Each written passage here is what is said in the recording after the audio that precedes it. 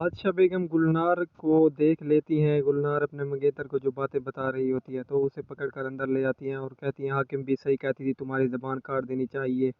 मैंने तुम्हारी ज़बान का एतबार किया लेकिन तुमने मेरे साथ अच्छा नहीं किया। गुलनार कहती है आपने कौन सा मेरे साथ इंसाफ किया, मैं सबको बताऊंगी कि रोशन आरा और बख्तियार का क्या चक्कर है। लेकिन बादशाह बेगम उसे कहती हैं तुमने अगर ऐसा किया तो मैं तुम्हारी जान ले लूँगी और यहाँ से उठकर दफ़ा हो जाओ, आइंदा कभी भी मुझे अपनी शक्ल मत दिखाना। लेकिन गुलनार बादशाह बेगम को कहती है कि एक बात रह गई है, मैंने अपने मंगेतर को जो बात बताई है कि आप हवेली में नहीं हैं वो जाकर पीर कैसर को बता देगा। ये बात सुनकर बादशाह बेगम अपनी बहन रोशन आरा को कहती हैं जल्दी उठो, हमें पीरमपुर जाना है। लेकिन रोशन आरा कहती है मैं नहीं जाऊंगी, मैं यहीं शहर में ठीक हूँ, और वो दोबारा सो जाती है। खलीफा नवाज तमाम खलीफाओं को बुलाता है और ये ऐलान करता है कि शाह आलम की गैर मौजूदगी में गद्दी का बहुत ज़्यादा नुकसान हुआ। अब गद्दी के तमाम मामलात को शाहज़ेब बाखूबी तौर पर निभाएगा। पीर कैसर आ जाता है और वो कहता है कि शाहज़ेब ही क्यों, हमारा हक नहीं है गद्दी पर।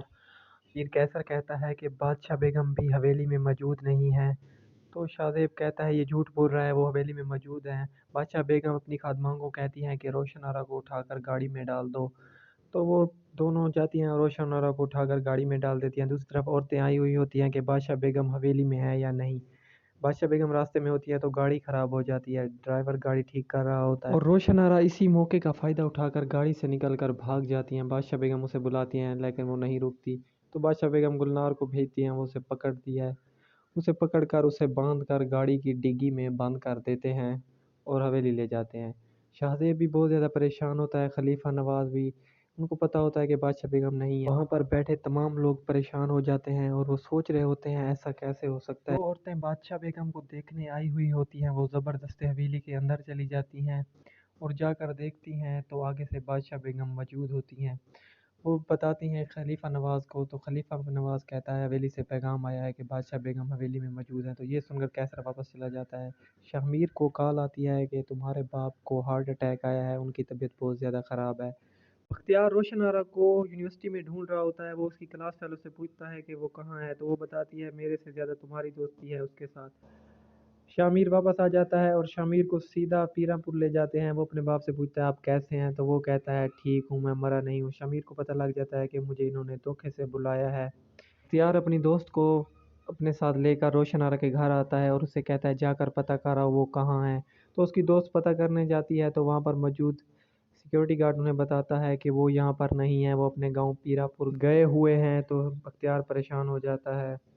शामिर अपनी बड़ी बहन बादशाह बेगम को ढूंढ रहा होता है। वो देखता है एक कमरे में रोशन आरा बंद होती है, उसे बांध कर रखा हुआ होता है।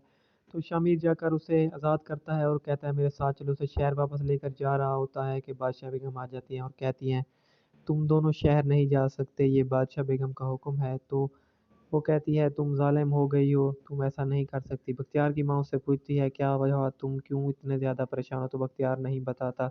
शामिर रात को चोरी हवेली से निकलने की कोशिश कर रहा होता है लेकिन उसे नहीं जाने दिया जाता। वो कहता है मैं गद्दी नशीन हूँ, लेकिन वो कहते हैं यहाँ पर बादशाह बेगम का हुक्म चलता है।